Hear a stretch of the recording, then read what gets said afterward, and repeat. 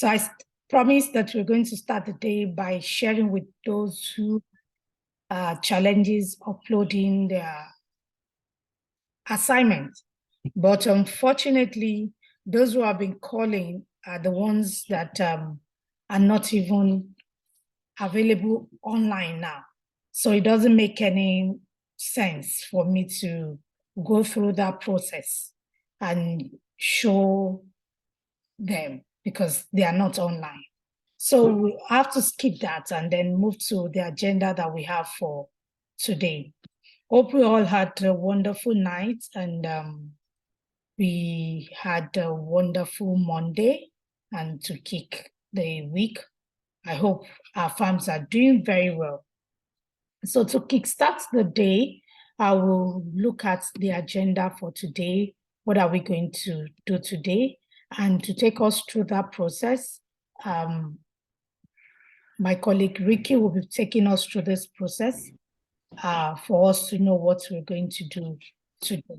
Over to you, Ricky. Thanks, Olawumi. Hi, everyone. I hope you're keeping well. It's raining in East Africa, so that's good for us. And yeah, so we're in our third week, and it's already more than halfway through the course, though this is really just the beginning from what has been shared for those who've been following consistently. And what we'll be doing today is covering organizational and economic aspects of conversion to organic farming and focusing on certification. So Olawumi will be taking us through aspects of certification. We'll be looking through that in quite a bit of detail, but we'll also be looking at the internal control systems. So the ICS, which is your system for ensuring that all the functionalities for adhering to the requirements of the organic standard you're subscribed to are working. So those are the two major aspects that we'll be covering today. But of course, we have an icebreaker, we have a recap from module 2, which was what we did last week. I've seen at least 7 of us have submitted our assignments there, so we'll be doing a bit of a recap. And then we'll go then into the organic certification through group exercises in the breakout rooms, and of course then have some presentation and finish the day looking at the direct cost of certification and some questions and answer discussion before we have the assignment for the week. So that is briefly the agenda for the week. And Olawumi, over to you. Thank you, Ricky. Thank you so much. So permit me to stop sharing the screen. And so the ice break was the video that I shared early, and quite a lot were saying they didn't listen to it because today we are talking about certification, and I wanted also to have a glimpse of what the certification should look like, and the processes that are involved in certification. So that is why I put on the video, and so that we can start thinking and start, if there are questions on our mind, start putting them down so that we can really dive into certification, because without certification, there's nothing that you can't call your product organic. You can say it's organic by word of mouth, but selling it across board will be quite difficult. So without wasting more time, without go, this is 9:10 by my watch. We now go to the program that we have for today. So permit me to share my screen. Okay.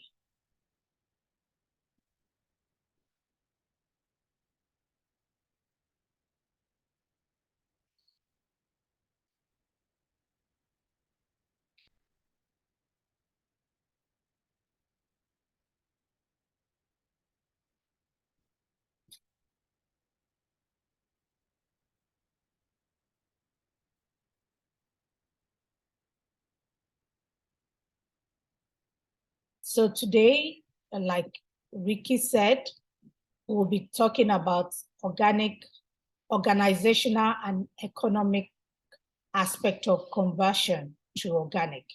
That is what we'll be looking at specifically today. And we'll be looking at what is certification. What do we call certification? Is there a meaning to certification? We'll be looking at the different types of organic certification. We'll be talking about the direct cost of certification, which I know many people will be interested to know, those who have not gone through certification before. Then we'll explain the week assignment.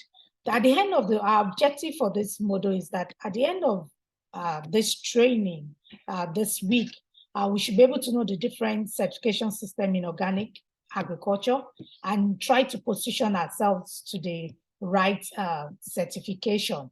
We will be able to name the different stages of the organic certification process and be able to identify what we need to do at the different stages.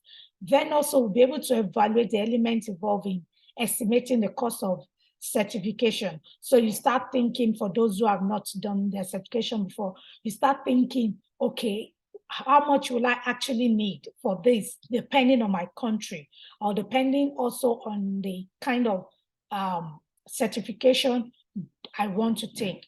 Also, when we're talking about the different types of organic certification, we'll be looking at the domestic one and the international one. And we'll be sharing contacts for those who do not know who they should contact for their local certification. And then when we talk about exports, we'll be looking deeply about which country you want to export to and what is needed with that. So without wasting more time, we want to do a recap of what we did in week 2. We want to look at your agronomic aspects, the production role. What are the things that you remember, especially from the new EU regulations? And then apart from the EU regulation, you know that there are basic organic rules. What are the basic organic rules that we have to follow as farmers or as processors? So this I will do for the next few minutes. Over to you, Ricky, to lead this process. Thank you. Thank you, Odaomi. So this time around, we're just going to go around the room, and I want to hear at least from everyone. I know we've had some interaction even on WhatsApp. I want to just hear from everyone in terms of the recap from week 2. Chido, I see you're on. I would want to give you a chance to start. Please just share briefly, especially regarding perhaps some of the steps you have already even taken against what we were discussing. You can even type on the chat. Chido, I see you're not able to talk, but you can type on the chat. We really want to hear from participants. I'm just going down the list in alphabetical order before I round off. So Chido, as you're using the chat box to share some highlights for yourself. Columbus, would you please just give us 2 or 3 quick highlights from last week for yourself, and then we'll move to Eunice, Nathan. And remember, here we are looking at the technical aspects and what complies. Please go ahead.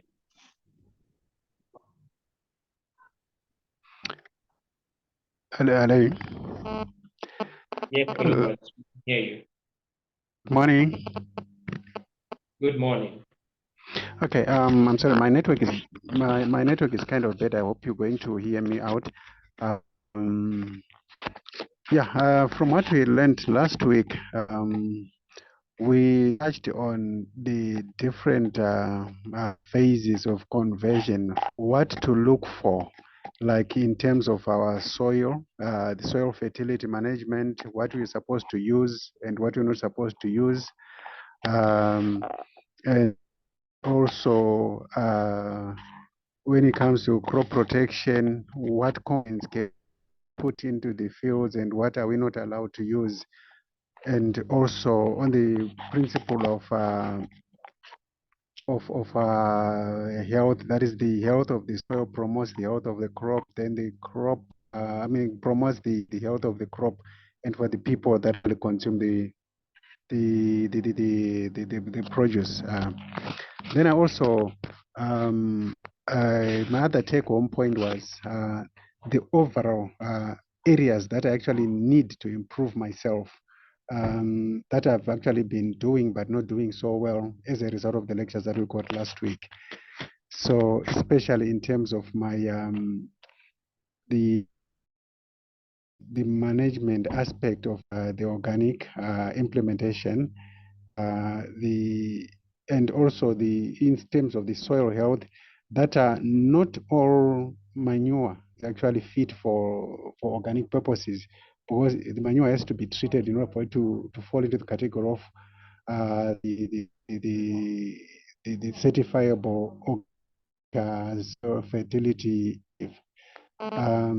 Because there are some things that we just take, made cow manure or cattle them into the field that wasn't deemed organic. So we have to treat it first, maybe the composts. And also, I learned about the quantities of nitrogen that is required per hectare when it comes to organic farming, that it should not exceed 170 kgs per hectare of the soil. But however, that soil testing is actually important to establish what exactly it is that you require in the first place. I think that's all I can say for now.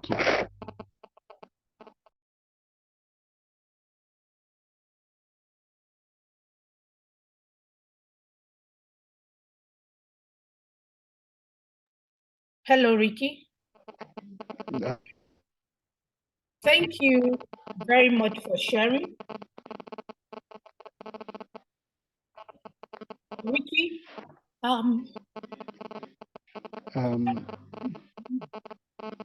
hello? Somebody's Columbus? Hello, can you hear me? Yeah, Columbus. Hi, good morning. Yeah, we can hear you. I think I dropped off slightly, but I'm back on and I can hear you. I think you stopped at the amounts of nitrogen from organic manure. You're speaking about the limits as mentioned in the regulations. Yeah, and he actually had finished and said he has finished. Great, those ones and those are very good highlights. I think the main things you said, Columbus, it's not just any manure that you will use, it has to have been processed in a very specific way. And of course, there are limits on the use of these manures to ensure that we do not contaminate groundwater. Sam Kundu, you have also mentioned on the chart the elements of soil, fertility, biodiversity, pests and weed management in line with the authorized regulations. And of course, one of the critical points there was about what you are doing to promote even what we call wild biodiversity. I know I made a few notes for your assignments on that issue. And of course, when we talk of wildlife, just to expand our thinking, we are not just looking at what someone would regard as wildlife in the typical African sense. We are talking about small mammals, we are talking about small reptiles, lizards, we are talking about birds, we are talking about insects that are not harmful, and the issues from a point of principle for organic production is what are we doing to preserve this biodiversity, and how is it helping us even with our biological control of pests and diseases. We know the interrelation.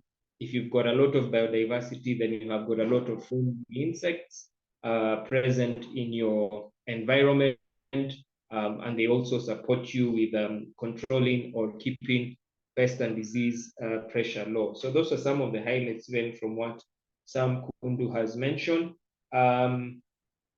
Eunice, you are up next. Maybe just briefly, we just have a few more minutes for recap. And for everyone else, you can always type on the chat, as we go. Leslie, please, if you can type on the chat. But Eunice, do you want to mention one or two highlights from you from last week? And then we shall close with that. But for the rest, please don't feel shut out. You can type on the chat. Mike, thanks for joining us this morning. Anyone else want to share? Eunice, it's your opportunity.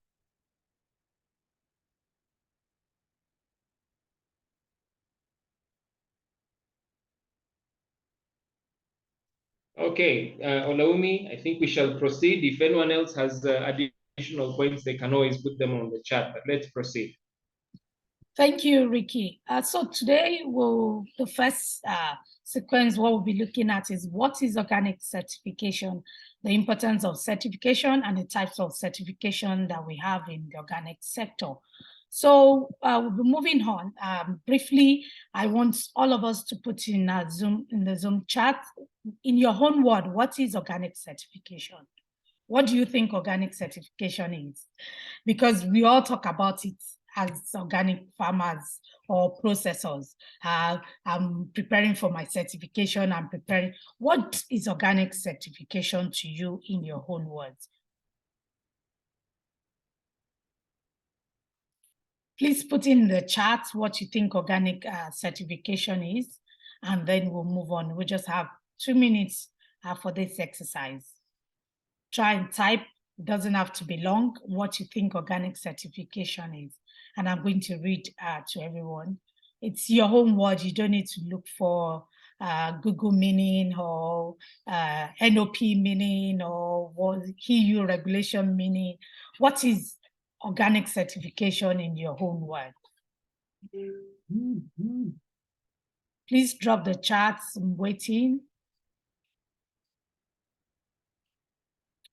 Leslie, Columbus. Oh, thank you, Abdul. Thank you for coming today. It's nice seeing you after many days. And Anna, evidence of compliance to the standards set out under the criteria. Yes. So I would say under a specific criteria, because it's specific, it's not general. Let's just say documentation that proves your farm or activities are organic based on approved standard. Thank you for mentioning the word standard also. Abdul, thank you for mentioning compliance. These are keywords that are very important to note. Columbus says organic certification is a confirmation that one gets to show that they are fully compliant with the regulations for organic production. Thank you for mentioning the word regulation. So we've seen compliance, we've seen standard, we've seen regulation. Some say organic certification can be described as being officially recognized by regulatory bodies by issuing paper or documents confirm that in that we have regulatory bodies. It is the approval or confirmation of practices one does to comply with organic standard globally by recognized institution. So we have quite different terms, regulatory bodies, standard, regulations, and compliance. These are very key words that are very important in certification. So we move on. And Eunice, thank you also for dropping what you learned last week. Okay, so we move on. Organic certification. We're going to look at what is organic certification. Certification generally is a system by which conformity of product services to a standard is determined and confirmed. It is a conformity. You are aligned to a particular standard. You are aligned to a particular way of doing something, and it's determined. It's not it's static. It's not flexible.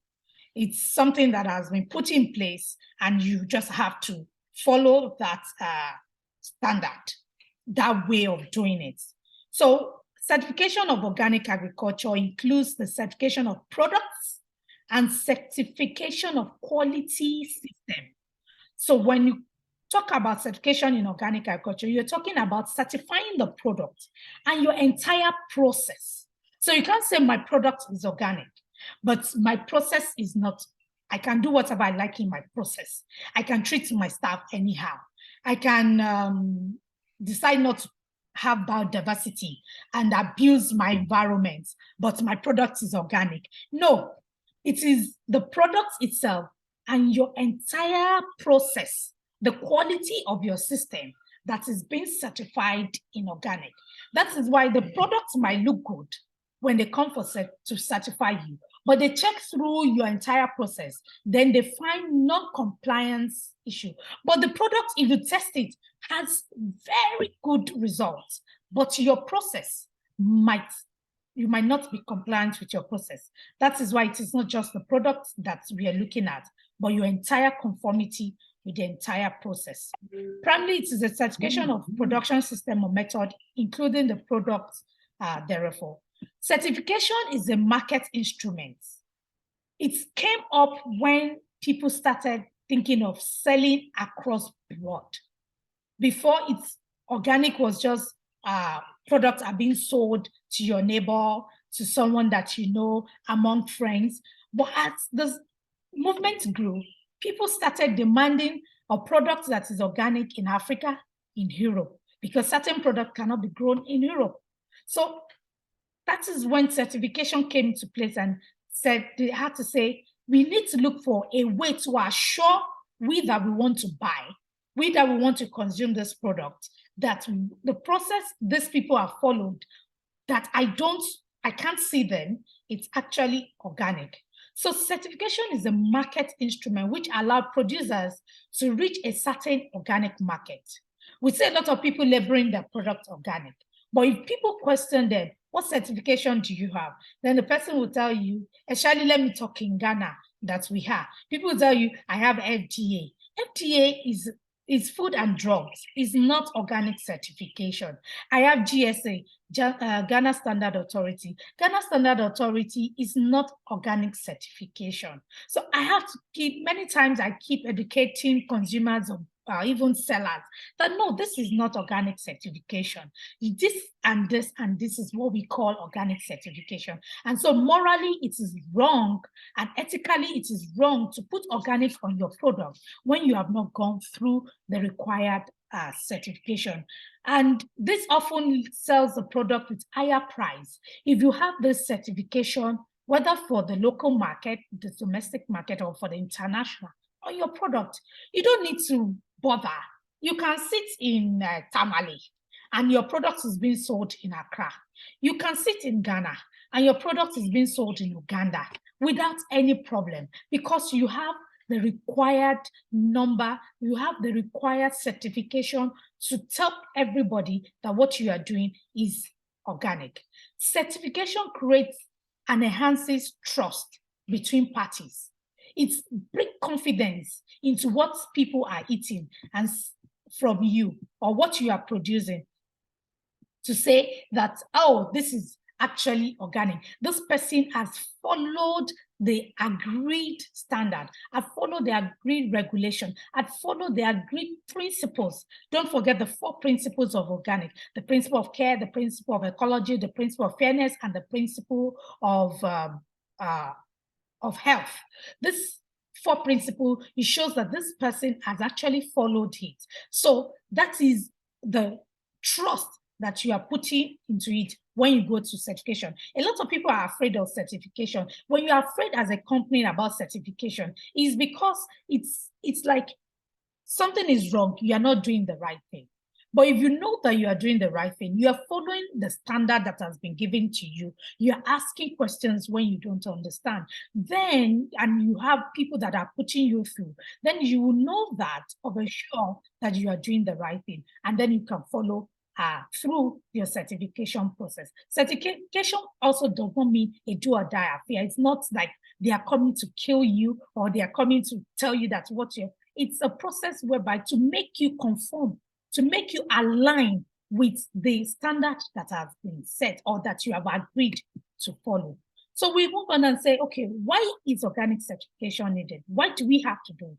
It's about building trust. Certification has greatly helped to develop both consumer trust in the organics and the organic market itself, because the product has been sold widely all over the world. So from Ghana, mango is being exported to Europe. How do you stand in front of people that go to shop in the supermarket and say, oh, my product is organic? No, there's no way for you to communicate that to them. The only way to communicate that to them is that you have this certification document that proves that you have followed the EU regulation, you have followed the NOP regulation, you have followed the JAS regulation or the BioSuisse regulation, depending on the country you are exporting to. This is what is needed. And this is why organic certification is needed, because the people cannot see you. They can't communicate with you verbally, and you cannot also communicate with them. So there is no way the information can travel to them that what you have done is truly organic, except through certification. The consumer requests healthy and environmentally sound products and is willing to pay a higher price for them once they are sure, once they trust that product, once somebody has assured them that, oh, we have checked through the process and it is organic. What is a certified organic product? This is a question that is very interesting. What is a certified? Because you hear a lot of people say, my product is organic, my product is organic. It is a product whose production, distribution, and labeling rules have been validated as conforming to the European, American, Swiss, Chinese organic regulation by an independent certification body or by the local body. So it could be conforming to the local standard. It could be to the ones I mentioned are the international standard. So we have the domestic standard for each country. Many countries have their standard. And then we have the international standard for the export market. So it is that production or distribution and labeling rules that has been validated. So that product has been validated that it has met this regulation, it has met this criteria. And so, as a body or as an institution, I recommend that this product is organic. That is why the certification bodies are very tough, whether locally or international ones. They are very tough because they are putting their whole integrity to that product to say that what this farmer or this organization has done is actually organic. So if anything goes wrong and the buyer finds a fault in it, the certification body is also has issues with their integrity, because it means that probably they didn't do their work properly, because they are the intermediary between the farmer or the producers and the consumers that wants to eat the products. So that is why they are very tough, and they are going to be tougher in the next few months from now because of the new EU regulation. So we want to look now about the types of certification that we have. Many people just know the third-party certification. We have different types of certification, and it moves from one level to another. We have self-declaration, and that's a lot that we have in the local market. People claim that their product is organic with their word of mouth. If you believe the person, fine, but it's self-declaration.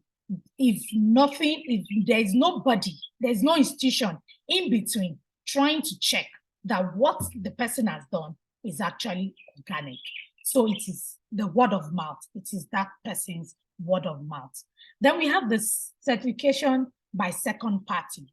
The buyer and the trader, they establish a contract with the producer and provides guarantee that the production of this one are organic.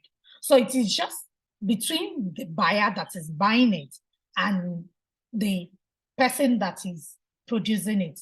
They both agree on it and say, okay, this person, I have gone to check, it is organic.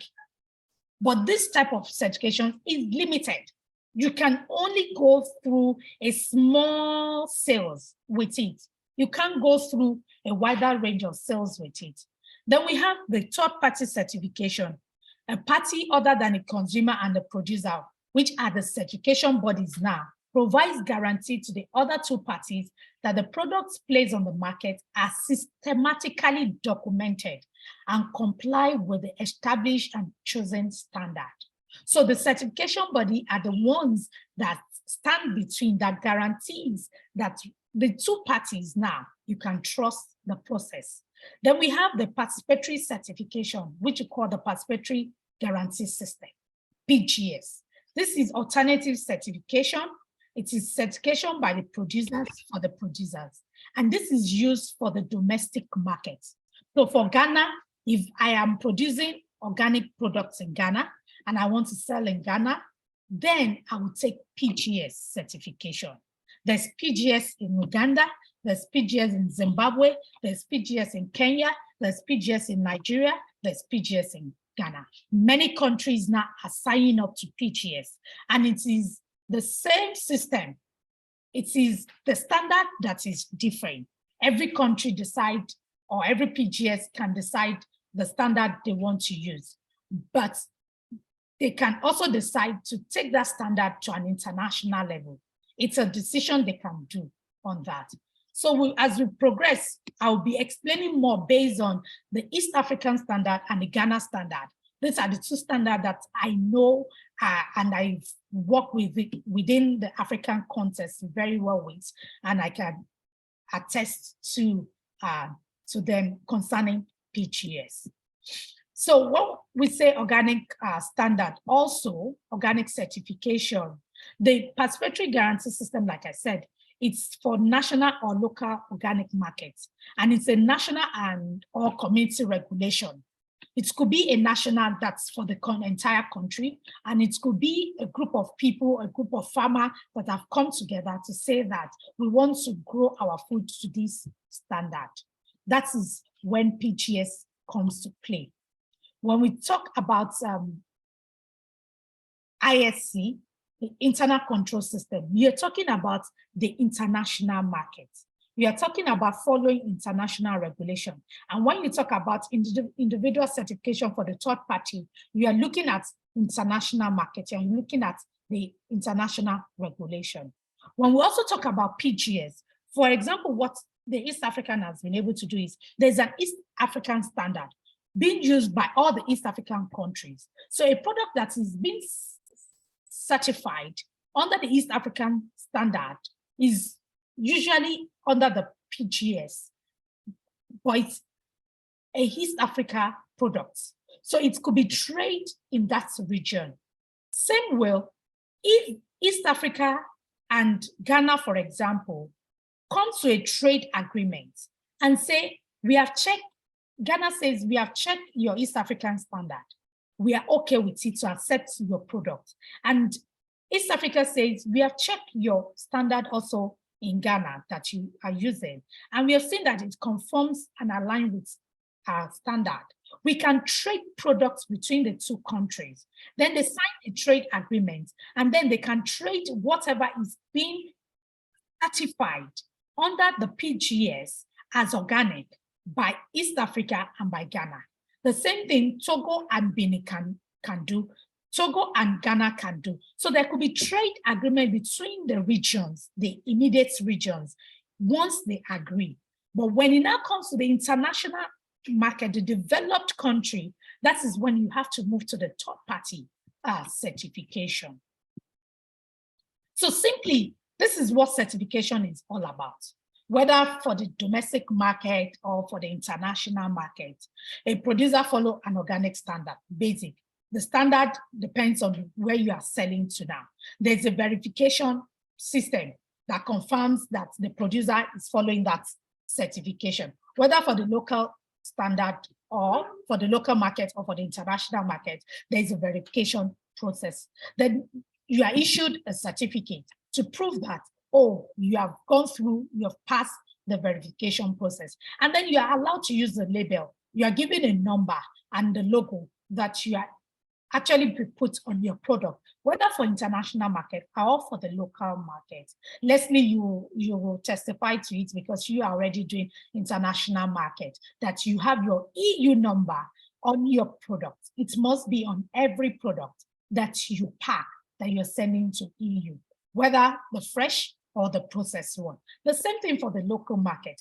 PGSs, they have their number, they have their certification verification system, whereby the producers and the system verify, assures the consumer that what the farmers are producing is actually organic and according to the standard that has been set. So now we move on to explain the different certification process. What is PGS and what is the benefit of PGS? PGS is Participatory Guarantee System. These are locally focused quality assurance system. They certify producers based on active participation of stakeholders and are built on a foundation of trust, social network, and knowledge exchange. This is a global definition that everybody all over the world who is using PGS uses. So PGS is an alternative to third-party certification because we all know third-party certification is very expensive, and it's expensive because there's intermediary, there's a certification body who have to pay their workers for doing that job. So it makes the compliance system to be expensive, the certification system to be expensive. Then PGS is also a tool for development of local organic market. People are agitating, oh, we want organic produce, but how do we trust? How are we assured that what these farmers are producing is actually organic? So the benefit is that it matches production and demand of organic products and develop the local organic market. It also provides a credible guarantee for organic products to local consumers. You are producing in Volta region. You want to sell to a farmer, to a consumer in Accra. The consumer cannot see your production, cannot come to Volta region to see. But how will they trust that you are a product that is conventional, that is 50 cedis, for example, in Ghana currency? And then you're saying that, no, because I'm doing organic, it is 80 cedis. How will the customer be able to pay 80 cedi, pay 30 cedi extra because it is organic? They need that assurance, and that assurance comes through PGS for the local market, for the domestic market. Then it responds to a need for ethics by involving stakeholders in the organic certification system. It reduces the cost of certification for organic production. I always say that people that want to do export, a lot of people want to start with export, but if they do your certification, many will not be able to meet. I always advise farmers or farmer group, start with PGS. When you start with PGS, you're able to know all the rules properly. You're able to follow the rules properly in organic. You're able to do your documentation properly. Record keeping is a big challenge for a lot of farmers. But in organic, it is something that we cannot do without. You have to keep record. So this is very, very important. The PGS helps you to prepare ahead. And then when you have scaled through and your production has been planned properly, then you can move to the export market. So in Ghana, for example, we have PGS, and a group of people, we have PGS, and the body that is controlling the PGS in Ghana is called PGS Ghana Organics. In East Uganda, you have, in Zimbabwe, you have, and if for those who do not know, I'll be sharing contact of each country who you need to contact, because, for example, the Zimbabwe Farmers Union, you guys can come up and set up a PGS for your farmers, and then you'll be able, the body in Zimbabwe, the movement in Zimbabwe can help you, teach you, put you through, but you can add your own PGS setup. Anybody can start PGS. Like Merflix, you guys have a lot of outgrowers. You can have PGS with your outgrowers. And PGS Ghana Organics, we help you, train you, share with you what PGS is, put you through the system. And then when you now go through this verification process for the first year, what they do is they allow you to use the PGS Ghana Organics label, and then you are also able to put your own label on it, but you then have your identification number within your group and within your farmers that you can always trace back. The numbers are for traceability. You can always trace back who produced this among the farmers. Then factors that support the development of PGS initiative, good understanding of organic agriculture and PGS. PGS, it's knowledge, it's a process that you keep acquiring knowledge. It is not static. You have to keep developing and improving your knowledge. Then PGS structures owned and maintained by the actors involved. It is owned by the people and for the people. There's a common vision, and you have a market, you have access to markets. For example, in Ghana, we have various markets that has been developed that the members sell to, and we are able to say, assure the consumers that when they come to buy there, it's actually organic. The same thing with the East African corridor, that's the product once is labeled and it has a number, and there are different organic markets all over the East African corridor. Then the development of collective action by producer is a social process. Everybody is involved. The consumers are involved. The stakeholders, Ministry of Agri, everybody, the producers are involved. The middlemen, the marketers, everybody is involved in PGS, and the financial contribution of producers for the implementation of PGS. So everybody contributes to it, to build it, because it's the system they have to own for themselves or by themselves. So these are examples of logos around the world. This is Masipac is in Philippines, just to tell you that PGS is being used all over the world. This is India. Nature Progress is in France, that's EU. Kilimor that is the East Africa logo for organic. Then Benin, you can see Benin there. Certified naturally grown, that is the US, because USDA does not allow them to put organic directly on it. It's only USDA that controls organic. So for PGS to thrive, they have to use certified naturally grown. Britain market, that is South Africa, one of the PGSs in South Africa. So in every country, there might be a lot of PGS. You can see that in India, I have 2 logos because they're like 14, 15 or more 20 PGSs in India. In Philippines, the same thing, over 20 PGSs. So there could be many PGSs in a country, but there has to be a body that is helping to collate all these PGSs and monitoring and ensuring that everybody still follow the required standard. And in Ghana, we've been able to put up the ecological organic standard, which is being approved by IFRAM internationally. So the same place the EU standard is sitting and the NOP standard is sitting, that is the same conformity, the chorus that is being used to assess the Ghana, the ecological organic standard for Ghana. So this is what was developed by a project by IFRAM for Ghana. And luckily, I was the one that oversees the PGS development in Ghana. So asking any question on it, I will be able to answer you efficiently. So now we want to go into a breakout room session. We want to look at the similarities and differences between the PGS and the third party. A lot of people already know about third party, you're already practicing third party. So what people didn't know about is the PGS, even though we're still going to talk fully about the internal control system now.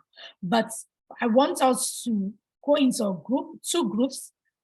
Ricky, will please help us divide the participants into 2 groups, group of similarities and group of differences.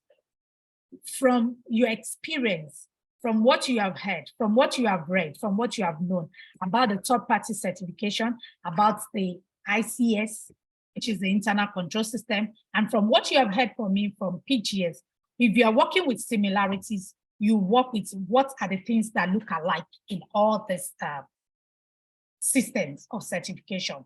Then if you are working with difference, you look at it and what is the difference? What are the differences in this different certification system? So Ricky, please help us divide the room into 2. Are you there, Ricky? Yeah, just tell me when you want to start.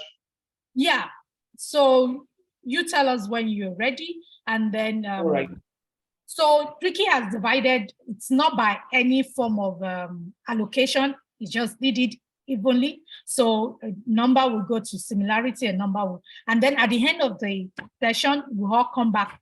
Please come back, because we are not just going to go into the internal certification system, ICSE, and the individual certifications, and explain on a direct course. So please come back when you go out of the breakout room, and I'll take one person that will present on your behalf for 2 minutes what you have discovered.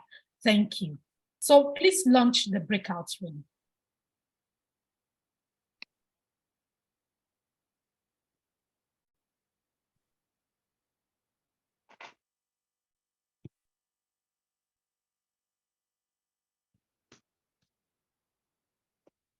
Okay, so the rooms are open. Please join your room. The rooms have got titles, so you will work on the assignment based on the title for the room. One is on similarities and the other one is on the differences. Thanks. Thank you, Ricky.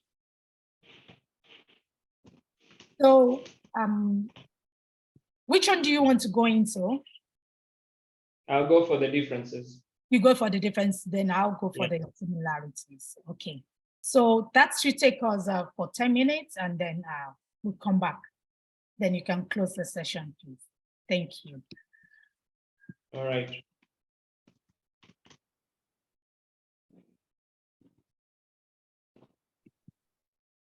So who will stand as a group? Who will stand as the group leader? Why don't Hello? you continue? Why don't you continue? Yes, continue, because you have said. Continue, yeah. You said it, so continue with it. Okay. So come up with ideas. One. Hello? Well, similarities, for me, I believe that the standards are the same. Whether it is local or whether it is international, the standards are the same. The only difference I can see is in the certification, the cost of certification, which the third party one, the international one, is a bit expensive compared to the local one, but I see the similarities to be the same. Okay. So with the standard, the international one, with the certification, the standard one is expensive than the locally based one. Yes. Okay. Yes. That's a very good point. So are you working on similarities or differences? We are working on similarities. Yeah. Okay. Yes. So please put that in mind when you are discussing. Okay. And who else? Is that all? And now, Kratos, Dara? Yeah, I'm here. Yeah. So You wanted to say something? no, just like you mentioned, they are similar in standards. But I think there are some small differences when it comes to the standards. You know, internationally, they can be very strict. Probably with some of the chemicals. Locally, we might allow certain chemicals to, go through. But yeah, I don't know what the similarities will be. Agreeing on no use of chemicals, synthetic chemicals, if I should put it that way. The chemicals shouldn't be synthetic. Yeah. That's the internationally. Hello? Come again. Yeah, both internationally and locally. Okay, so both international and locally, they need not to use any synthetic chemicals, fertilizer or chemicals. Yeah. Okay. So let me contribute since I'm here also. One of the similarities is that all the systems are actually assuring trust, providing trust to the consumer. Yes. Trust is what they're assuring that what they are doing is organic. So I've given you one. Okay.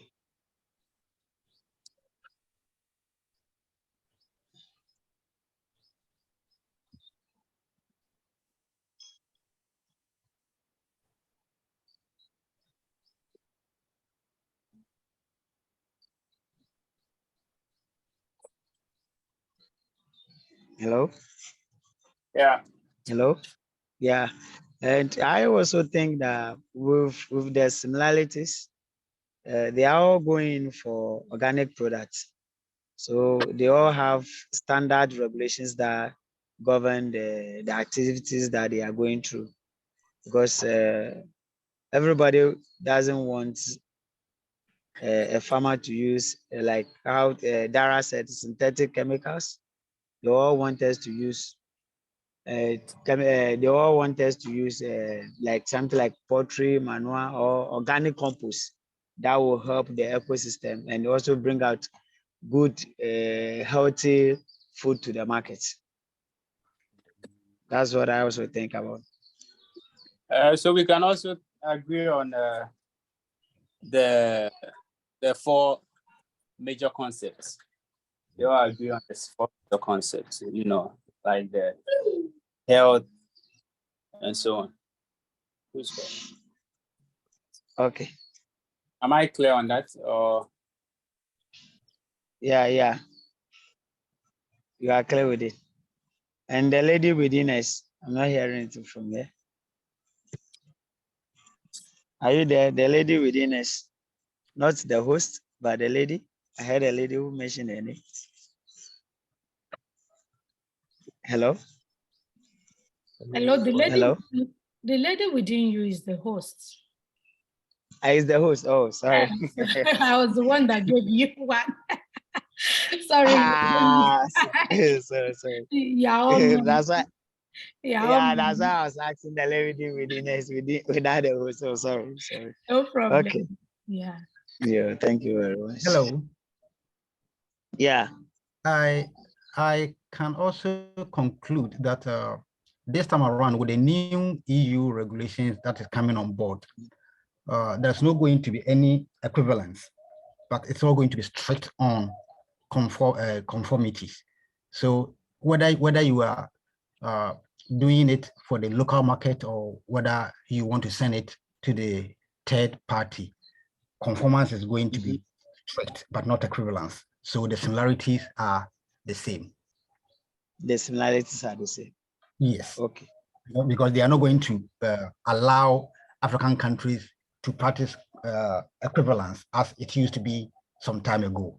The new EU law is going to be strict on conformity. Yeah. So what that should be buffer. Yes, this is buffer. Yeah. So what he's saying is, you know, before in the African, we're going to talk about it later. In the African, for the African market, they've tried to like treat us like babies. Oh, let this one pass, overlook this for them. But now with the new EU regulation, there's nothing the EU wants to overlook for Africa anymore.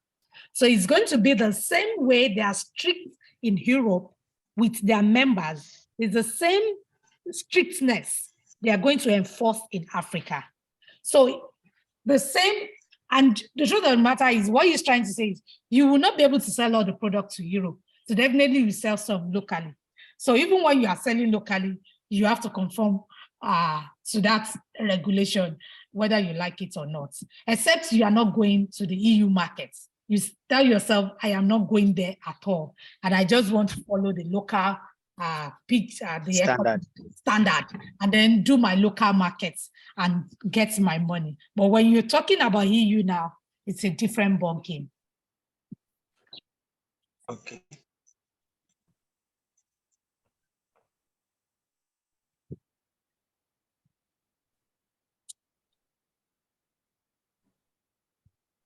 So another similarities is that both is directed towards markets, specific markets.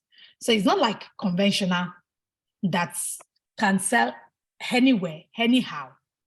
So you have specific market, target market, whether it's PGS, whether it's ICS, whether it's individual third party, you have target, there's a target market that you're producing to. So that is the similarity that is between all the different certification also.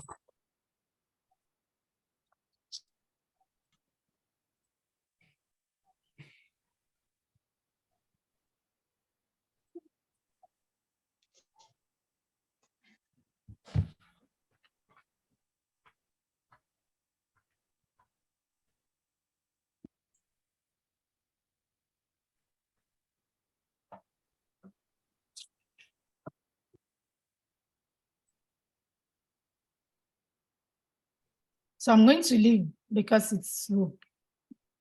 The breakout room will end in 49 seconds.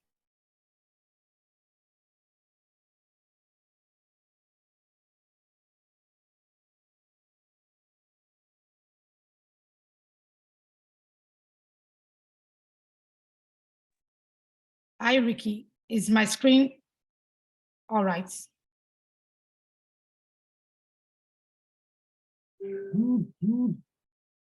Welcome back, everyone. Welcome, welcome, welcome. Thank you. Welcome. We'll wait for everybody to join, and then group 1 similarities we present for 3 minutes at most, and then group 2 differences they will present also for 3 minutes, and then we'll go to the next topic. Yeah. Okay. So over to you, group 1, similarities between the different certification. Yeah, with group 1, what we discussed based on the similarities is 1, they have the same standard regulation at the international market. They have the same standard regulation because all of them, they want organic products. None of them want any synthetic chemical to be applied to a product and be sold into the organic market. So they all have standard certification procedure for the farmers who are producing the organic product to sell to their markets. That's one. And the international market is very strict based on they don't want any synthetic chemicals to be applied to their products that will be brought to their country. And we also discuss on they are all assuring trust between the farmers and the consumers, because the consumers want a product that they will pay for and it will be organic. It will not be a product that you use. Sometimes you use synthetic product chemicals and present it to the market as organic product for them. So they are all assuring trust. And the other one too is the new EU regulation are going to be strict. They will not allow any conformity or maybe consideration where they say maybe we are exporting to Europe and the officers in charge say, okay, let's consider this. No, they are not doing organic, but let's consider them. This time they will not do such a thing. They will make sure everyone goes through the rules and regulation, and what they want them to practice, they practice it well before they allow them to sell their product to the EU markets. And also, we talk about once similarity that the standard targets will be very strict in the international market because they want the best. They want the best in the market, and they don't want things that will bring anything like disease, or at the end they will take it and it will have effect on the consumers. So these are the similarities that we discussed about. I'm done. Thank you. Let's go to the differences. Group 2.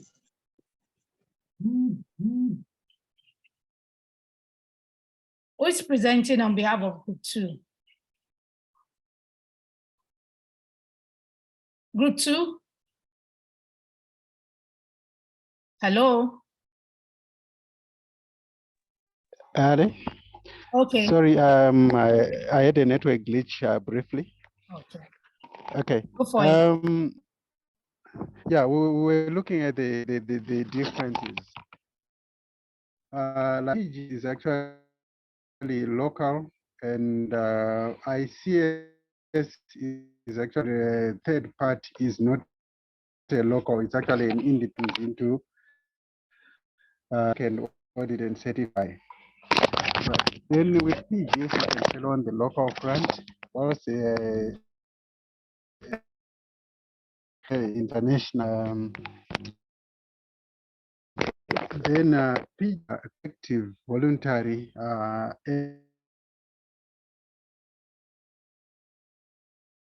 and where the responsibility is a contract between the producer and the buyer.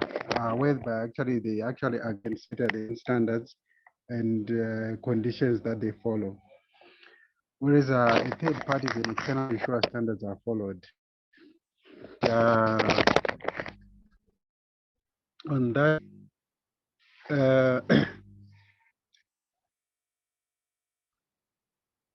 yeah, basically these are the differences that we managed to come up with because with PGS on the local front, and everybody is involved. Whoever is a member of the society is actually a gathering of the society of the local guys and follow through on the production processes. And yeah, that's what we could come up with. All right, thank you very much. I just wanted us to go into a thought line and be able to look at it deeply from different angles. So we'll be looking at this now. What you have done is what we are going to discuss in a larger forum now. So PGS versus third-party certification. Third-party certification is strictly professional, no voluntary. Somebody comes, an inspector. Those who came early, you saw the video, and there's a certification manager sitting somewhere. There's an inspector that is coming. It is strictly professional. PGS is voluntary plus professional.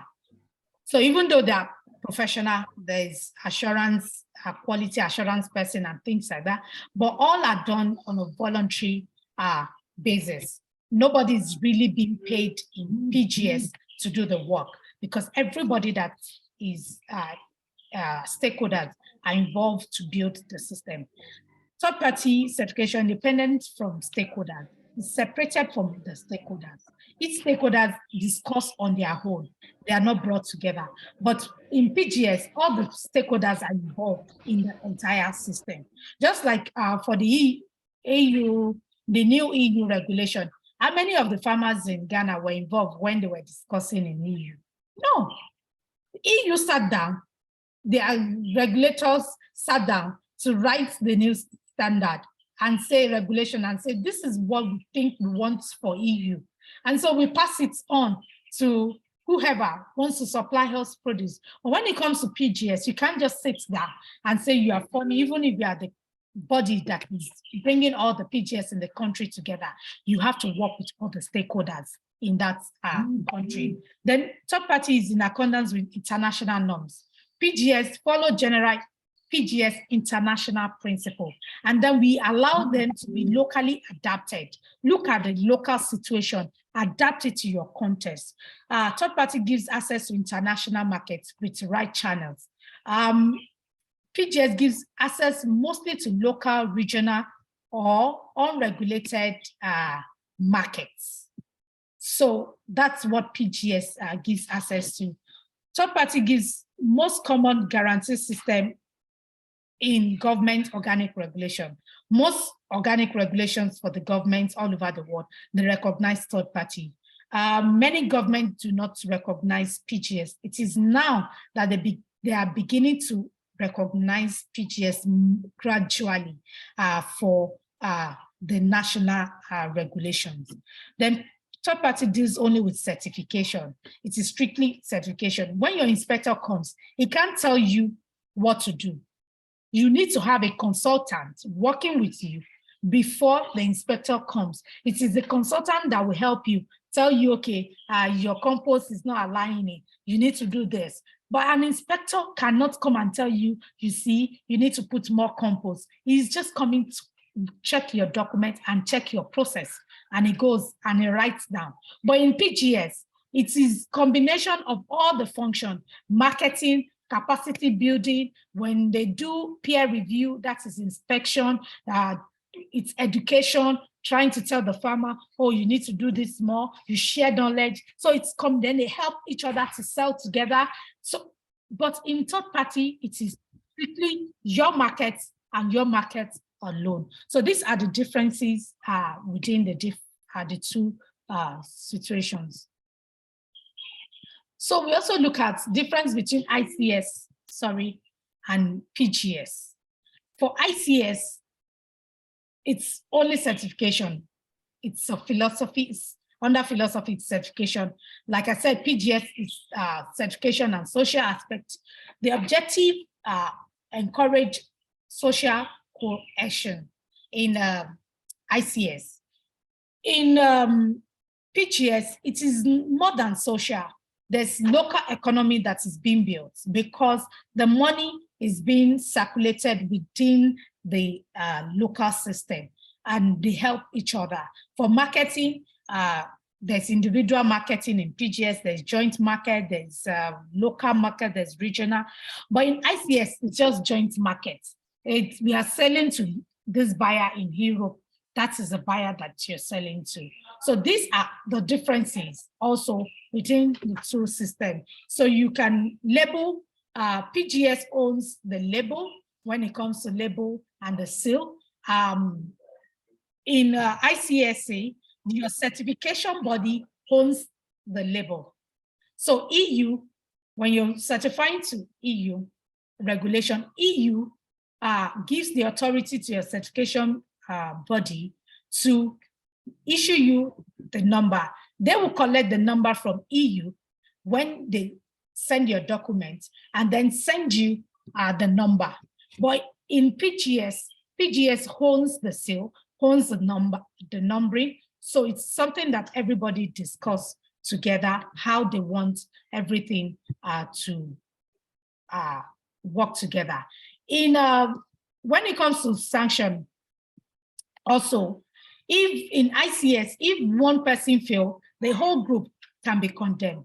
But in PGS, whole group is not punished if one person fail, because you can trace the products to each farmer, because everybody have their own TIN number. So you can trace it to that farmer that has issue, and then you can punish that farmer for not complying to the standard or your regulation.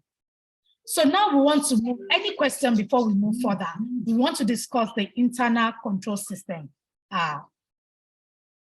fully. Any question before I move on, please? You can use the reaction button, you can put in the chat, you can put on your camera if you want to speak. Any of this is allowed. Please, I'm waiting 1 minute. If there is no objection, then I'll have to move on to discuss about the ICS.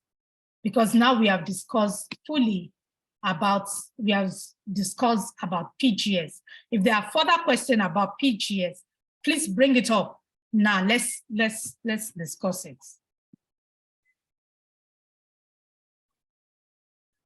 So can I move on, please? Hello? For me, go ahead. Hi, please go ahead.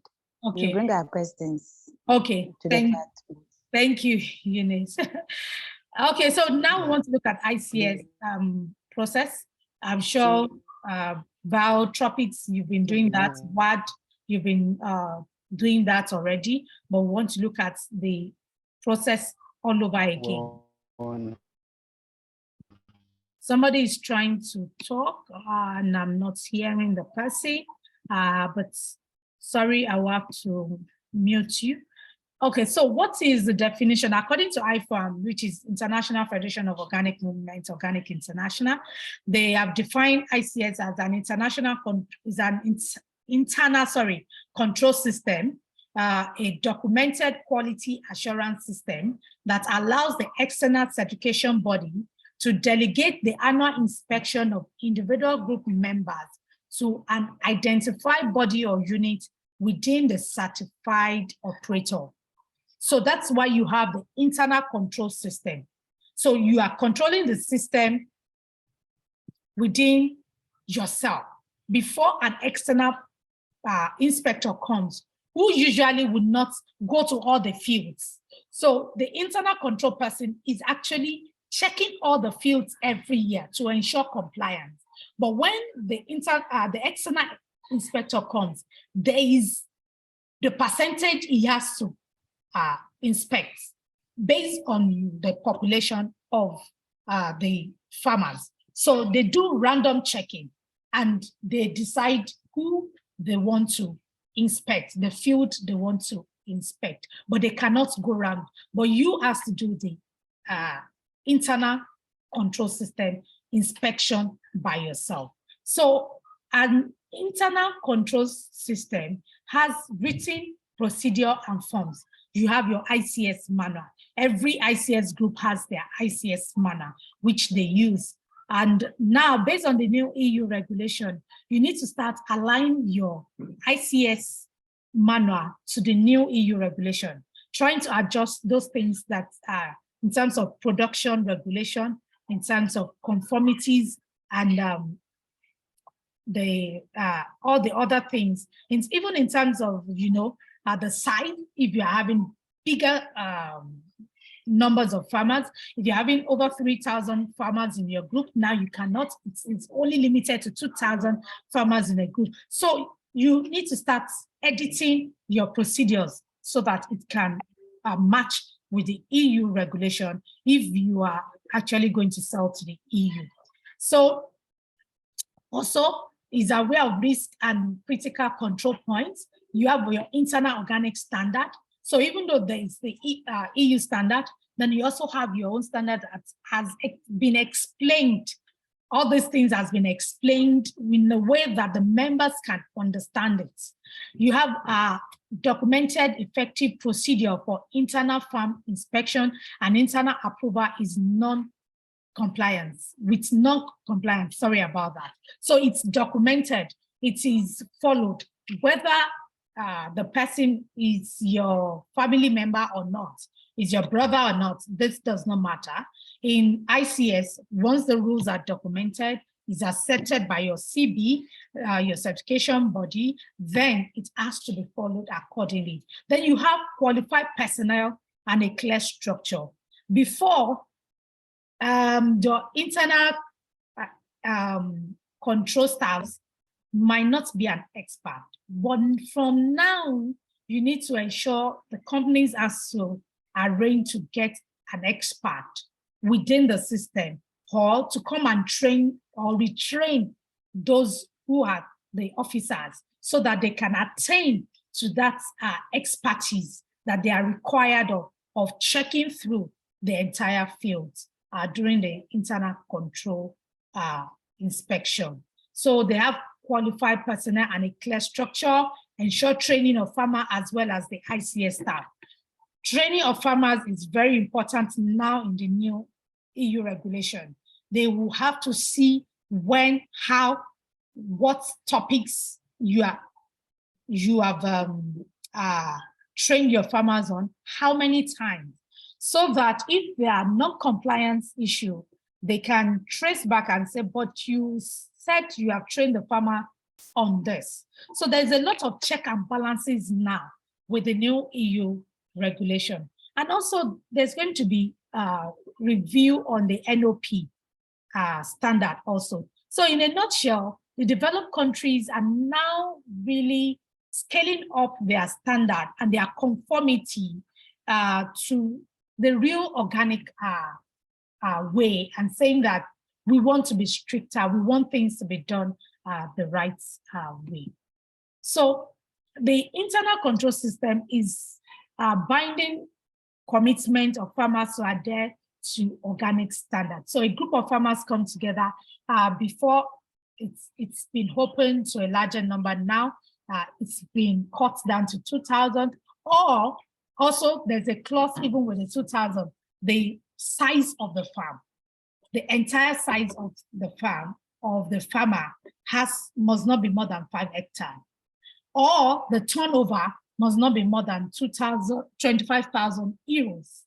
So you have to check all this conformity now. So if the farmer passes this, or is he affected in this area? So if a farm is bigger than 5 hectares, but their turnover is less than 25,000 euros, then it can still be part of the ICS group. But if the farmer, the entire farm is more than 5 hectares, and his turnover is more than 25,000 euros, which includes the non-organic, then it means that the farmer has to take, or that farm has to take individual certification by itself. It cannot go with the ICS. The internal inspection and field advice for farmers. This is what ICS is all about.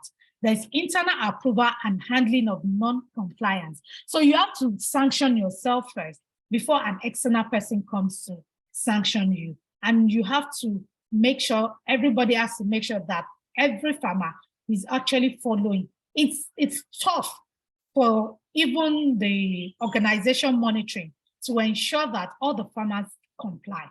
With us in Africa, let's tell ourselves the truth, because farmers always want to do something that is not conforming. But now we just have to ensure there has to be more regular checks than ever before. You have to do what we call announced visits and not announced visits. Visits when the farmers are not expecting you, just to be double sure that they are following the regulation. Then there's product flow control in internal control system. We want to look at the steps inspection and certification. The conversion, the planning the conversion. You have to, we've talked about this in module 1. You have to plan your conversion. You have to have a conversion plan. If you are converting to organic, what crops do you grow organically? What is your major crop that you want to export as organic? Even if you're doing local market, what are the major crops that you want to follow? Put your focus on. Even though the entire field will be treated as organic, but probably there are major crops and there are minor crops that you want to put into the system. How to manage crops and animals organically. Now, I've heard over time, what you are introducing animals into your field. These animals has to be treated organically. No antibiotics, no synthetic pharmaceutical drugs when they have diseases. So you need to know how to treat them, what to give to them. All this has to be written down in your document to show that they are complying to the organic standard. The organic inputs, where to get them, how the crops to be harvested, everything has to be documented. And even for those who have been doing ICS before, please, this has checked through your manual now. I know it's a big task, but please sit down with it. Check through every page. Pick the new EU regulation and check from the production rule, what does the ICS rule says now? What does it say about each officers? What are the criteria that they must have before this person can be an ICS manager? So that at the end of the day, you will not have labored and then the certification body comes and say, oh, these are your manual or your documents are not aligning to the new EU regulation. Then the second step is clarification for certification. You have to prepare your decision to certify or not to certify your farm. It's a decision. The farmers have to now decide more than ever before whether. That's why we are introducing the PGS for the local market. So if you find a farmer that is not going to be compliant with the EU regulation, it is better to put the farmer into PGS and allow them to follow to their product to be sold locally on the organic markets locally. Discuss with your fellow farmers, check the market possibility with your customers, get help from advisor in the national organic movement. Ask a certification body inspector, decide within your family. When also the farmers, we need to start educating them that they need to discuss within their families. They need to discuss with their children now with the new EU regulation. They need to ensure they discuss what they are being taught with their children, because sometimes they send their children to farms to go and work without them being there. The children also need to be aware of what they must do and what they cannot do any longer in the field. Even for the local market, for PGS, we have the standard. what is allowed, what is not allowed in the standard. The family needs to understand this. Application and certification agreements. At this stage, the farmer agrees to produce according to the standard. There has to be signed agreements. They've been doing that. It has to continue. They have to keep record correctly. More than ever before now, record has to be kept correctly and with the right dates, with the right information. We receive annual visits to the farm. This has to be enforced more than ever before. And like I said, unannounced visits will help a lot now for those who are doing ICS. To apply the correct declaration and label when selling, that is for the export companies, and to pay for inspection and certification. This is something that has to be discussed now, that the farmer groups have to have their own certification certificates, and the company has to have their certificate. And if that is not done, there has to be a kind of agreement. You know, this is a lot of work than ever before. Maybe the staffs in the ICS unit is just 2 before. Now you might have to increase depending on the number of farmers you have because of the workload that needs to be done for the EU market. And I know that a lot of us here are targeting, or we are already selling to the EU market. So now we need to do more work. Record keeping. This is something that has to be really, really, really ensured and followed and checked through by the ICA, the field officers now. Check and ensure that the farmers are actually keeping the records of everything, every process, or when you agree that this is how to make compost, are they actually following in your ICS manner? Are they actually following that process? All this and has to be recorded and has to be ensured that they follow it. The annual inspection, you do your annual inspection, that's the internal control before the external inspection is being done. So the internal inspection has to be done in a time where you know that it is possible for the farmers to try to want to, you know, mismanage the system. So you don't visit a mango farm when the farmers are about to harvest and you say you want to do inspection. No, you won't see anything, so to speak, that you are supposed to detect. But you have to go, especially in the flowering stage, when you know that they should be controlling weed.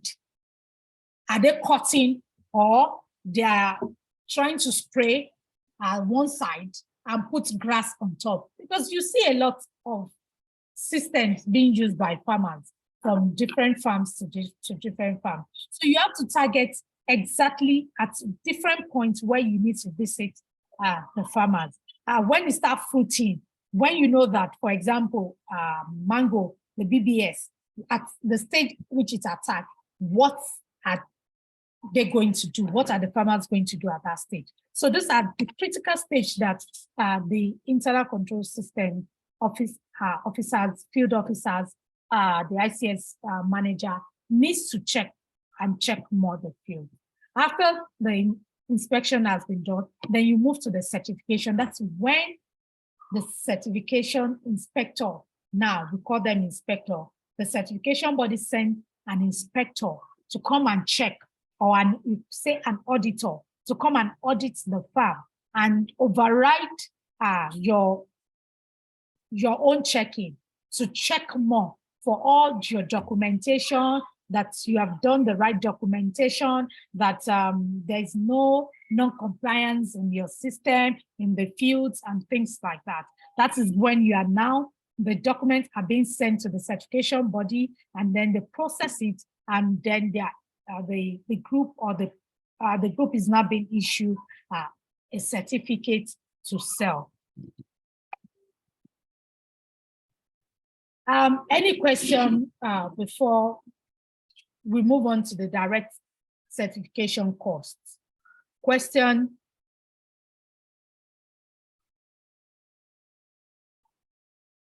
Question, please. There's something on the group chat. I want to check. Please question. Now we can ask question on PGS, on ICS, and direct individual certification.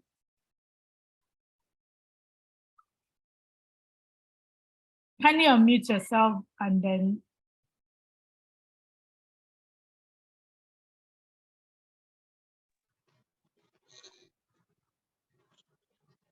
Hello.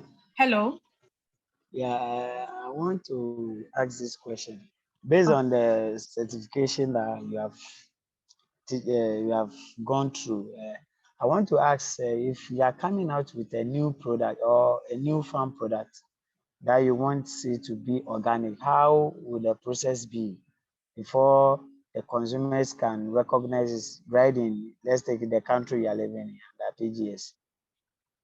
Okay, so for PGS, for the third party, you of course, it's always one product per certification. For PGS, is the entire field that you are working in that is being certified as organic, not just one product. It is everything that you have on the field that is being certified as organic.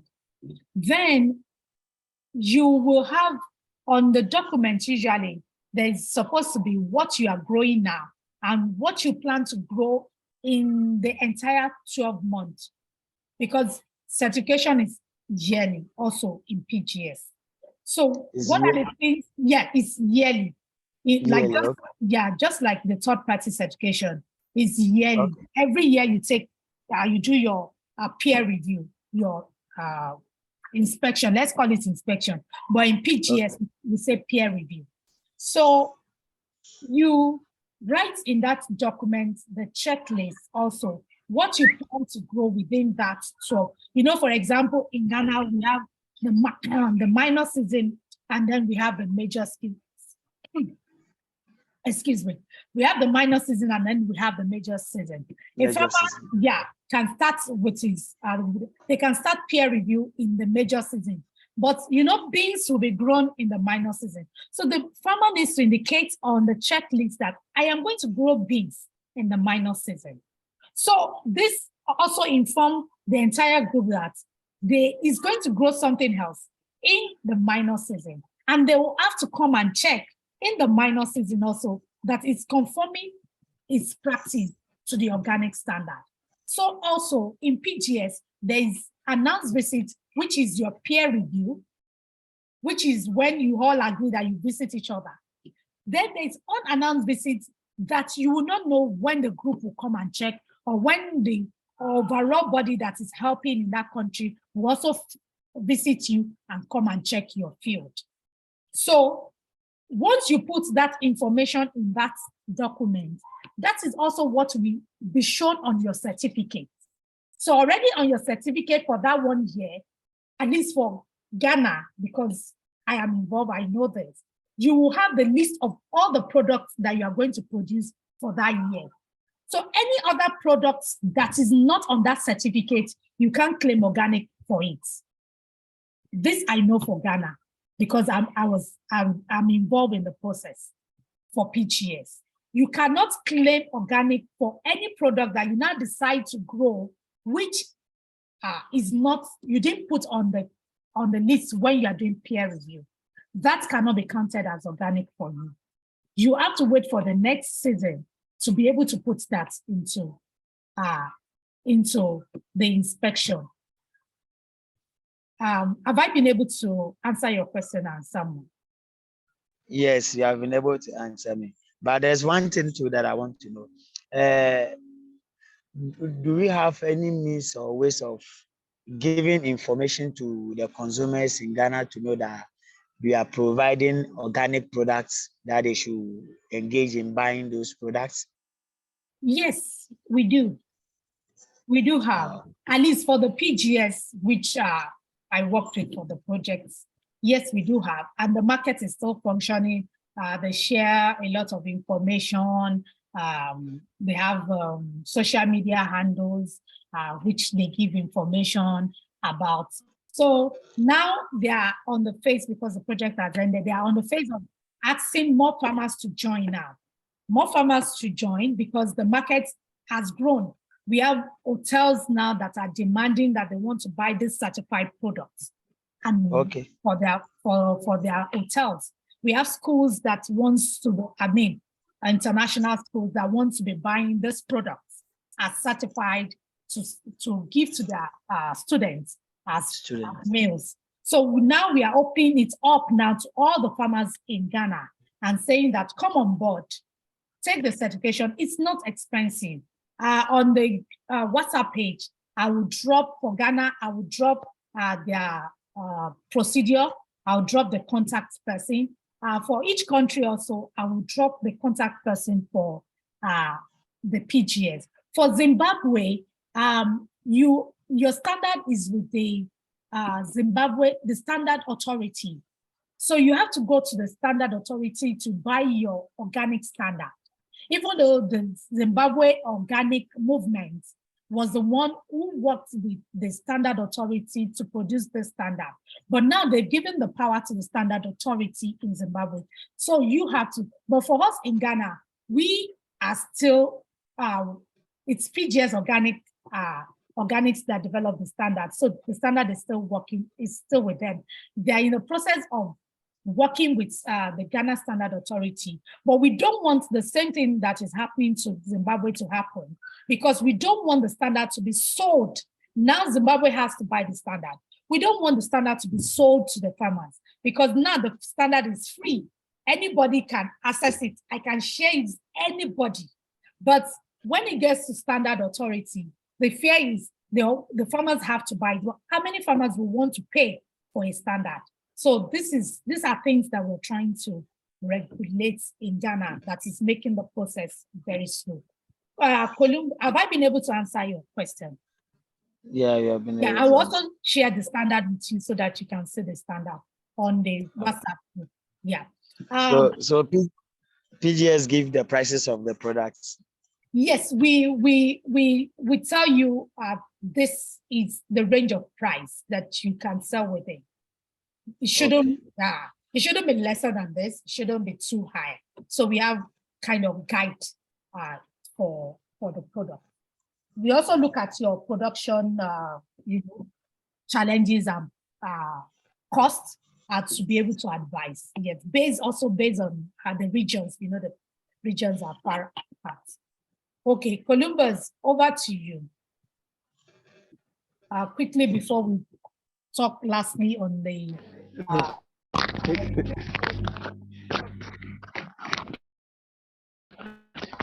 Thank you for highlighting that issue for Zimbabwe. I'm we had severe challenges in trying to get organic standards. And Association of Zimbabwe, and unfortunately, it has become, the information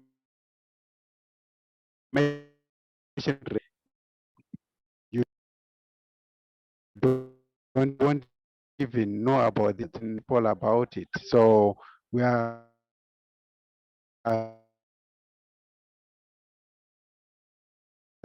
somehow in a situation for certification and stuff. The information is not what these guys like the Zopa Institute, which is the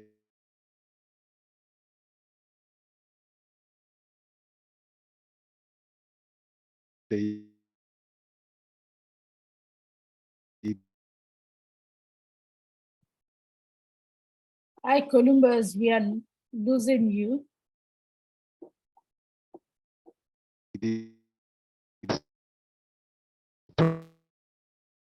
Oh, we lost you. Rather.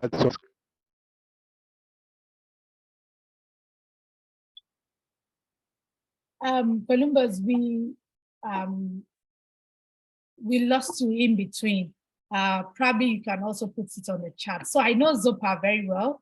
I know the president of Zopa because African level and the international level. The African level and the international level, I'm quite involved with the organic movement. And then I'm working with IFAM. So I know quite a lot of the heads of the different.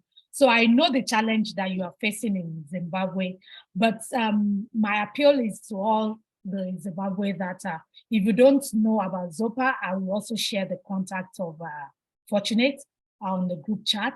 You can contact her. Advocate for what you want in Zimbabwe, and everybody should work together to ensure that you achieve what you want to see to happening. That's why for us in Ghana, we are trying to go slowly with the Ghana Standard Authority, because we don't want to make that same mistake. I am very particular about it. I'm very passionate about it because PGS is for the farmers and is by the farmers with the stakeholders. So we don't want authority to not come. We love them, but we don't want so much power that the farmers will be afraid to not go for the certification, or there will be delay in certifying them. So we are trying to look at this whole system and see how best GSA will be able to work. And then we'll have a national standard, because with a national standard, that's when we can have regulations. That's why we can enforce labeling in Ghana, for example. So it's a bit dicey. And we hope that in the next 2 years, we'll have scaled through all, because there have to be several meetings, discussion, and yeah, thank you. So we go to the direct, any other, Abdul, I saw that you came on. Is there any other question? Yes, I'll be sharing the contacts. Please go ahead, call the person, the administrator, and join the group, ask questions. The market is there. I can tell you, the market is there right now for those who will be able to plug into the market. I'm also there. I'm the technical expert for PGS Ghana Organics. So any question you can also ask me. So we move to the direct cost now quickly. We want to look at the direct cost for certification, both local certification and the international certification. For local certification, which is your PGS, the cost is being determined by everybody. And it's being reviewed every year, depending on the situation in each country. You try to look at what is relatively understandable for everybody to pay, what is achievable, how can we maintain the system without, because still people have to go from one place to the other, speak to somebody, go to meetings and things like that. So that's why we really need to pay something small. But in the international market, the cost is, higher because it involves different chain. So you have to look at the production cost. You have to look at the processing cost. You need to look at the storage cost for those who have to store, which if you are doing fruits and vegetables, you have to store in the cold chain. Even if you're harvesting today, it has to go to the cold chain, and your transportation has to be cold chain. So the storage has a cost on it. Then the exports, the fleet also has the cost on it. So all these costs you have to put, and it's dependent also on the region you are sending it to. It's dependent on also on the certification body. The certification body, their cost is different from each other. So we have the fixed cost and we have the variable cost, which you can adjust by yourself. For the fixed cost, the travel days, the number of days for an inspector to come, it depends on where he's coming from. Is there a local person in the country, or he has to travel from another country? And even if he is a local person, he has to travel one day, inspect another day, and then because it's a whole day work. And then the following day, probably he's traveling back. So it's like 2 to 3 days work for them. And that cost has to be charged. So I just put a rough estimate here. This is not the actual price. Then report writing, that is a lot of work. So they charge also that. The number of days it takes the inspector, the auditor, to sit down to do the reporting is always between 1.5 to 2 days, depending on the certification body. Then we have the PSO review. That is your certification body now. They have to review all the documents that is being sent. It takes them roughly 3 days to do that. So they have to charge. Also that miscellaneous communication expenses, the emails that you are having back and forth between your auditor, between your certification body, between your buyer and others, between your fleet manager. That is, there's a cost that is attached to it. You have to envisage that cost. You have to put a cost on it. Travel expenses, you have to look, cost it. What is it costing you to the person that is coming? If you have to go and pick the person, your vehicle, you have to charge your vehicle as a company. And all this has to be properly costed so that you are able to know from the beginning what is going to entail your organization to go for this type of certification. Okay, when it comes to variable costs, days of control, your internal control, how many days is it going to take? How much are you charging for the number of days? You have to, even though the organization is paying that person monthly, but to have an overview of your entire cost. Now that you have to speak to the farmers, the true cost of certification, you have to prepare this document and be able for them to see exactly what the cost looks like. So that, because farmers have this notion a lot that the exporting companies are making the money, are making more money than them. It's because they are not seeing all this cost.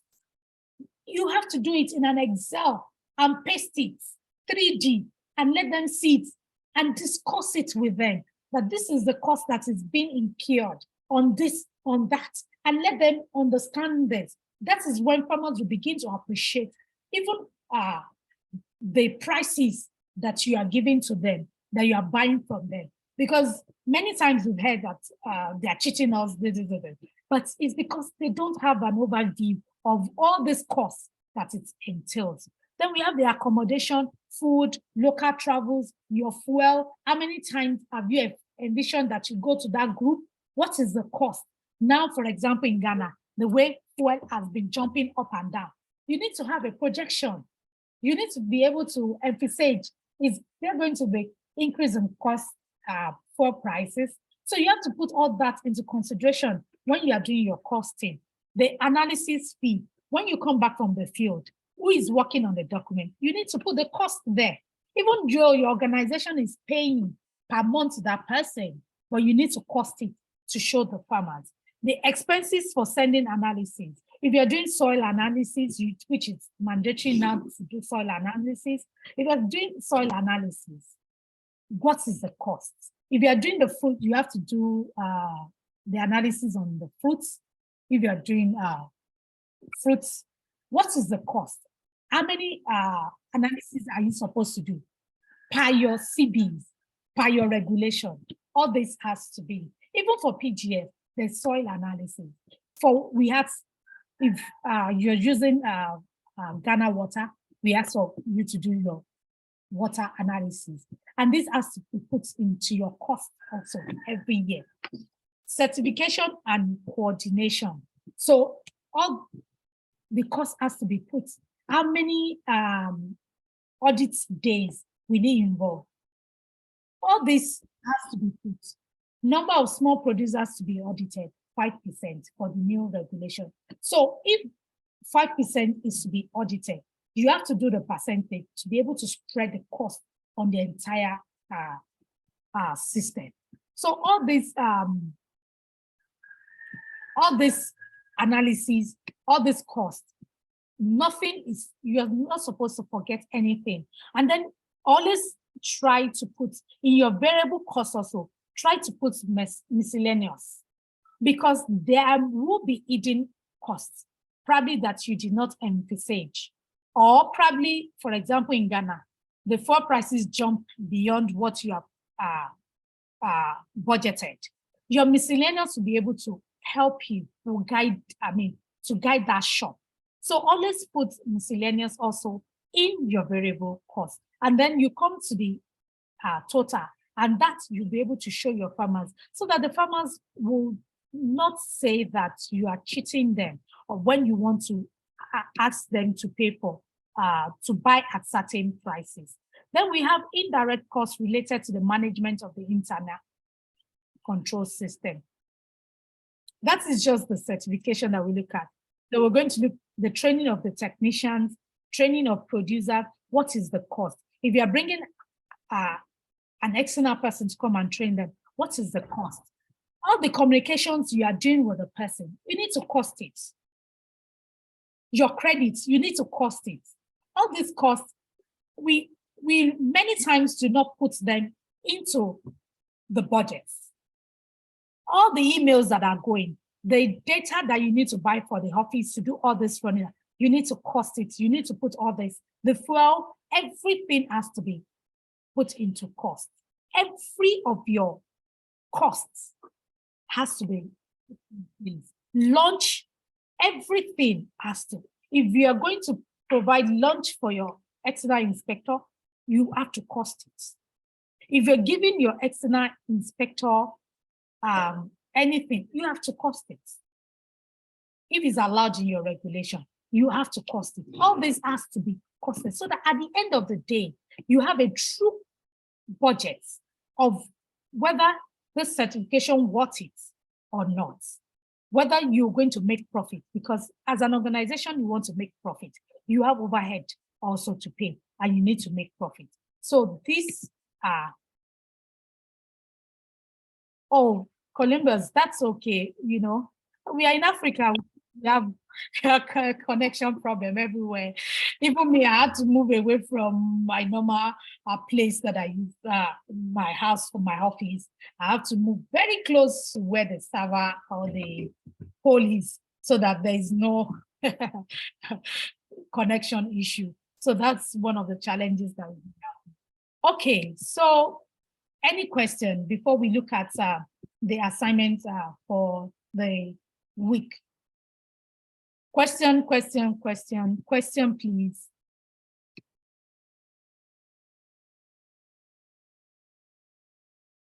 Abdurazak, you are asking how long we are supposed to be here. We have 8 more minutes to be here. We have 8 more minutes to be here. Okay, any other question, please? Abdurazak, question from you. I want a question from you. Netflix, do you have, are you already having organic certification? No. You don't have an organic certification? No, we are not an organic farm yet. You are not an organic farm yet? Yeah. You are now converting to organic? Just, we are thinking about it, but we've not started converting. So. Okay, you are thinking, you are in the process of thinking. Okay. Mm-hmm. Okay. So you, now that you're going through the course and then you know that there's opportunity locally and there's opportunity internationally, you need to come to a conclusion and try to, because you have the capacity. For the opportunities both locally and internationally, we are aware of them already. Okay. I think so. We even reached out to Green Label. Green Label is not organic. I wanted. What is it? Green Label is conventional. It's conventional. Yes. Green Label Okay. is not organic. It is good agricultural. It is Global Gap for Ghana. It is Global Gap for Ghana. Yes. So I Global don't Gap. get it. So Global Gap is an international certification for conventional markets. Global Gap is designed. Sorry, Green Label is designed. Did I lose? Oh, I lost Abdul. So No, okay, you are here. Okay. But I'm becoming confused by you saying Global Green Label is Global Gap in yes, Ghana. It's Global Gap for Ghana. I know the entire process. I know who is, even when they started, when the same meeting, GIs, everything, I was involved. So I know. It is good agricultural practice. Green label still allows you to use chemical. Green label allows you the use of chemical. Organic does not allow the use of any synthetic inputs. Okay. So that is why there is PGS for the local markets in Ghana, and there's green label for the local markets for conventional. So green label is not organic. So green label is not organic. It's not. Okay, so that is clear. But with saying Global Gap, we are Global Gap certified, and with a green label with Global Gap, I think they are very distant. So what I'm trying to explain to you is Global Gap is international. So green label is local. It depends on the standard green label are set for itself. Just like PGS for the domestic for Ghana and the EU regulation. There is EU standard or regulation. There is PGS standard. What we decide to set, it is for us. We can decide to set a standard that is just for Ghana and anything goes. But we can decide to set a standard that looks international, even though we are applying it in Ghana. Locally. So for us, what we did is the standard that we set for PGS, we gazetted it, we allowed them to gazette it internationally. We paid to be gazetted internationally. The same way. Meaning it is recognized internationally. It is recognized internationally, but not accepted internationally. Oh, okay. So what about EcoCert? Where does EcoCert fall? EcoCert is a certification body. It is called CB. It is an intermediary between the EU regulation that you want to follow and you, the producer. So they are the ones that will come and inspect you. They were the ones that will give you the guidelines and send you an inspector to come and verify that what the standard they have given you, which is the EU standard, for example, if you are sending to EU, you have followed that standard. So the inspector is coming to check your documents and then send back to EcoCert and say, okay, this is what I found on the field. And then EcoCert will process it and send to EU for you to whether you comply or you don't comply, whether they are going to issue you your number or they are not going to issue you your number. So EcoCert is a certification body. So EcoCert is not the one that award the certificates. EU award certificates through EcoCert. Okay. But you cannot go to EU. So just like the Global Gap and NSF. Yes. Okay. So you cannot go to EU without a certification body. It doesn't have to be EcoCert. Your buyer determines also the certification body that you can use, and the country that you are exporting to determine the certification body that you are going to use. So there's a lot of factors that determine the certification body that you need to use.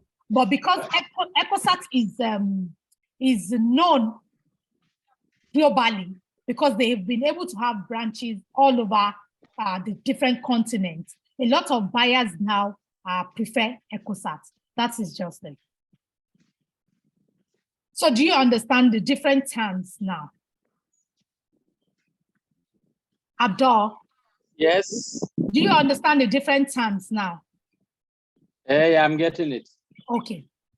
Dara, over to you. Oh, yeah, sorry.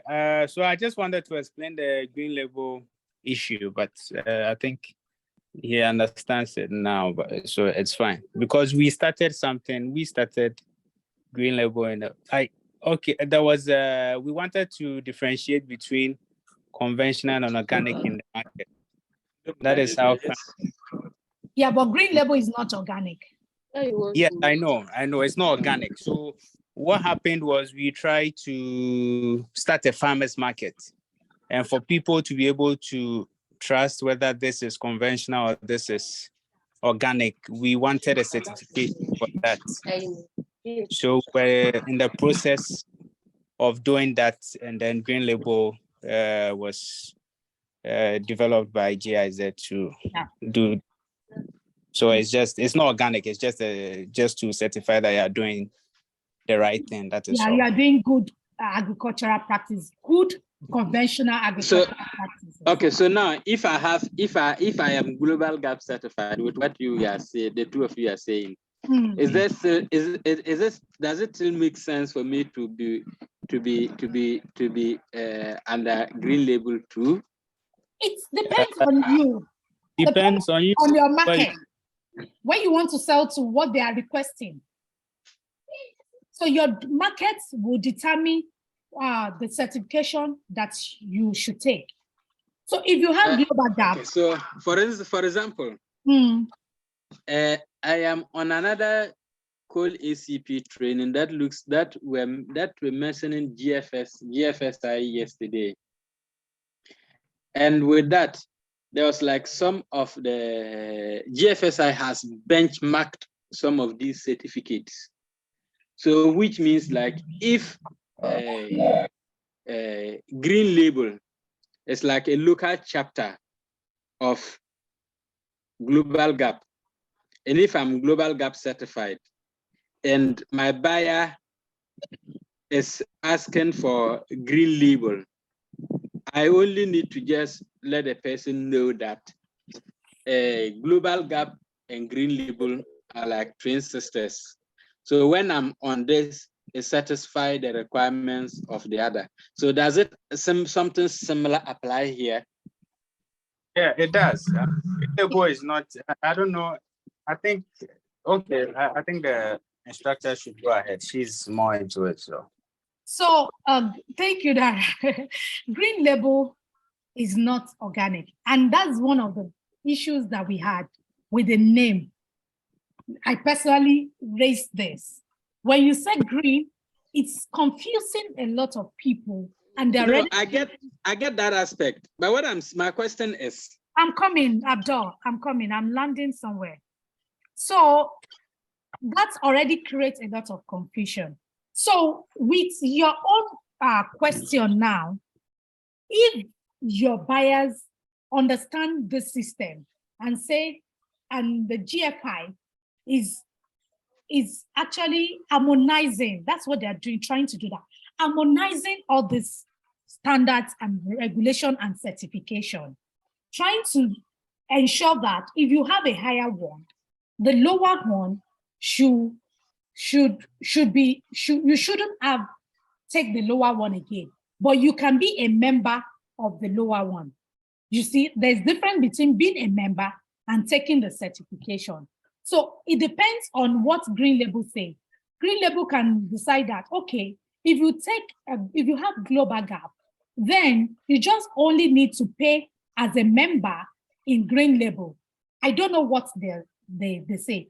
For example, for PGS, if you have third-party certification, what we do is become a member of PGS. Hello, you are speaking. In Ghana, if you have the third-party certification, we don't do peer review with you again as a group. What we do is you present your third-party certification, then you pay to be a member. So your third-party certification is a higher certification for us. So that qualifies you to sell your products with us in the market because you can present your third-party certification, but you now be paid to become a member of PGS Ghana Organics. That is, but I don't know what is applicable with Global Gap and Green Label. They need to merge together. But we have done that in organic. So I understand that from the organic angle. So do you understand now? Abdul, do you understand now? Columbus, you raise your hand. Yeah, sure. I just wanted to. Okay, please go ahead. Add something onto what you are saying. I had a similar situation about 2 years back when we were trying to build our pack house. And we were actually trying to do it for global gap purposes. And the consultant who came in was also a consultant for BRC, the British Consortium, the British Retail Consortium. And they were saying I should actually benchmark my pack house RC standards because they said they were higher than global gap. And in that way, even if I were to be certified for global gap, it means I would automatically be, I mean, if I were to get my pack house certified in the BRC standards, then I would automatically qualify for the global gap standards. And it meant I had actually a higher benchmark that I'd set for my pack house.